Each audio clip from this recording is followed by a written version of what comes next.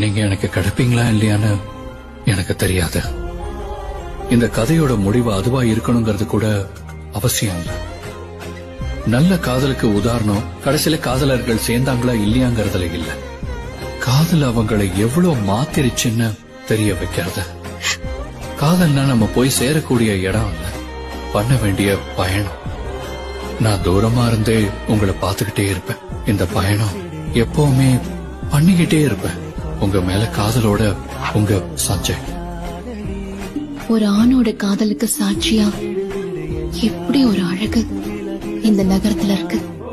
அவளோட ஞாபகத்தை பூரா மனசுக்குள்ளேயே சமாதி பண்ணிக்கணும்.